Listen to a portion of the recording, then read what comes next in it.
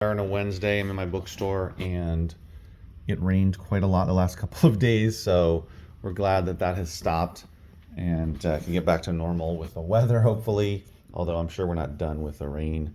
So I want to talk about this book and just talk about some of the other stuff that I sold in the last 24 hours on Amazon and eBay.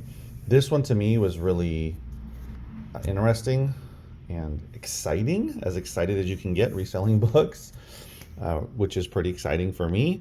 George Orr, Art Potter, The Apostle of Individuality. I picked this up on February 12th, 2024. It is February 21st, 2024. So 9 days ago, I purchased this book at a local thrift store for $3. There he is amongst all of his pottery. That's crazy.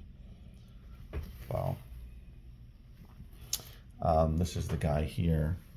So I purchased it for $3 and I listed it on eBay. I'm sorry, on Amazon. Although I did look it up on eBay, there was one copy that I found going for 68 bucks, not taking offers. And I don't believe one had sold in the last 90 days, but I decided to go with Amazon because it was selling more often there. I wanted to see if I could sell it, how soon I could sell it. So listed it on Amazon, merchant fulfilled. Again, guys, I don't do fulfilled by Amazon currently. Don't have plans to do it. I used to do only FBA, and then I started doing both, and now I only do merchant fulfilled. And I listed this for $60.90, and it sold yesterday. So it took 8 days to sell from when I purchased it. It's one of these coffee table oversized books with lots of big images of his pottery and of course some text.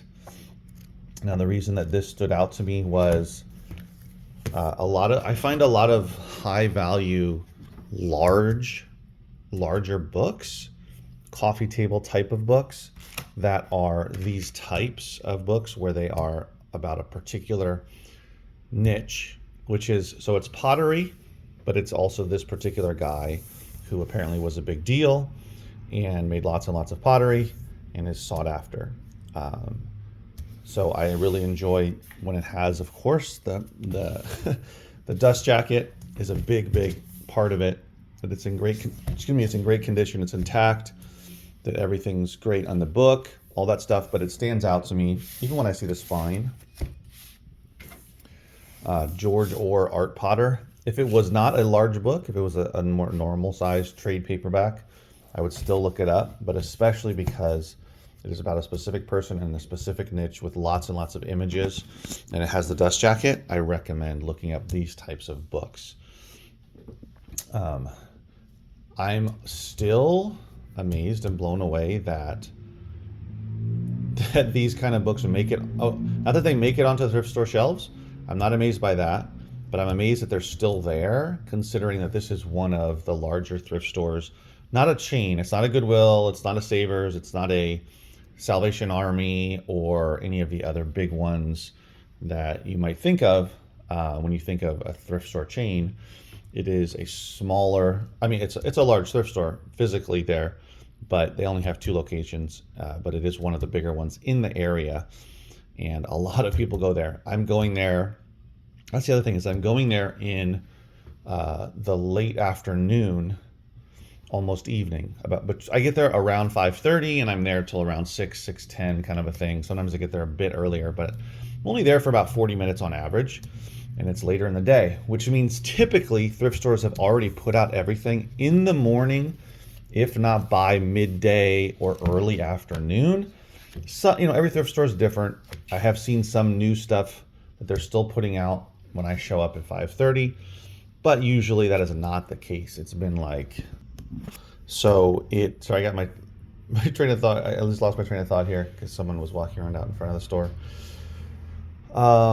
Let's see, what was I talking about? Yes, so typically when I go there, they're not putting out new inventory. I'm talking like 90%, if not 95% of the time, very high percentage of the time, they've already put out everything. So, books, CDs, any media, any other types of stuff.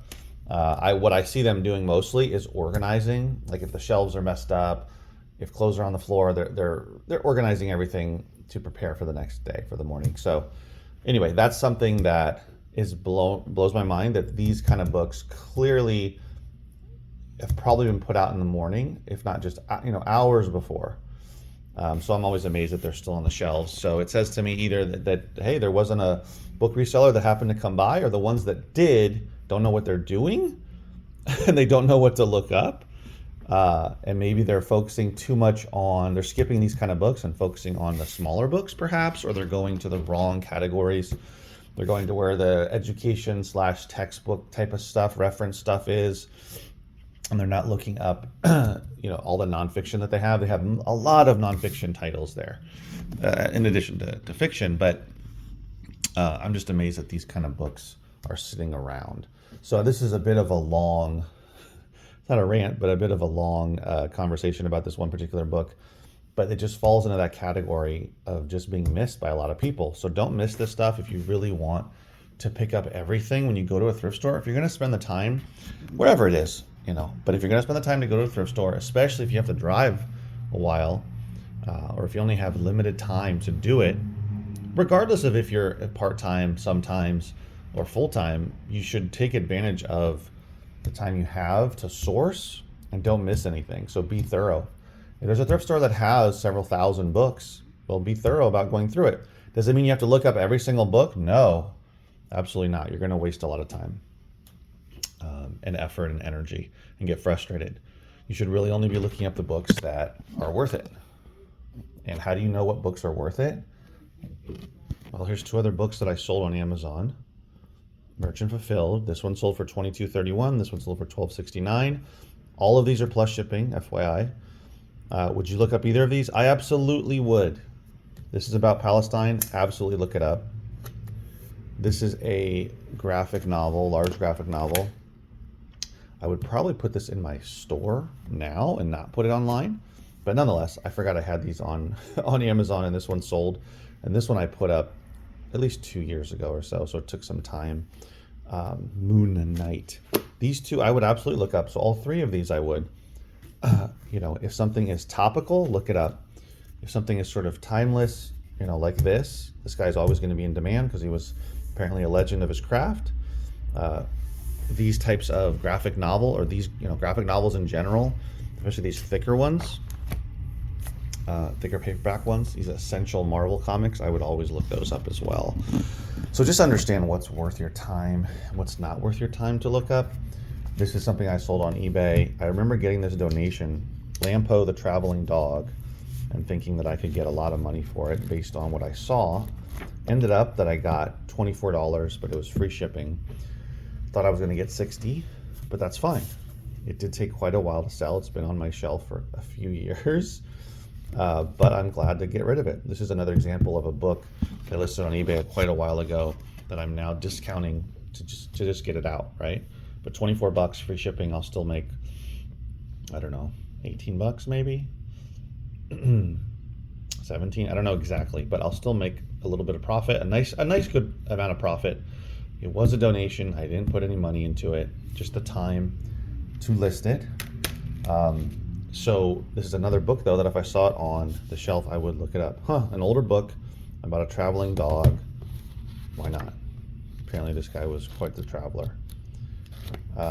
It's older. It's a unique title, a unique niche, and I would think that it would be worth looking up. Would I pick it up now? Probably not. That just came with a donation. I also sold these 2 CDs. These, let's see, this was a donation. Don't know from where. It may have been, no, actually, I don't know. This one only sold for $5.39 plus shipping. This one here is from a Gaylord from April 8th of 2022. So this is approaching 2 years ago that I got this in. Guardian, it's called. I sold it for $30, free shipping. So that was a nice sale. I took an offer, had it up for $40. Happy to sell it for $30, even though it did take a while to sell. That's still a nice chunk of change.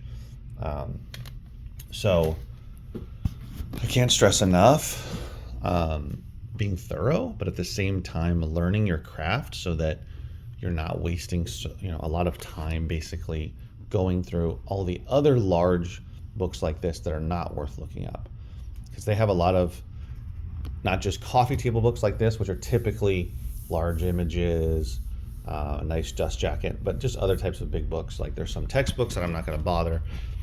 It's not just any big book. It's the niche, it's the way it looks, whether or not it has a dust jacket. If it does not have a dust jacket, it could still be worth money. Keep that in mind, but you're just gonna have to look it up and make sure. But look at the title, look at the age, look at all these different factors before you decide whether or not it's worth looking up. So keep honing your craft, keep getting better at it, and you can sell more books, period, between the two marketplaces. All right, guys, thanks for watching. I'll see you next video.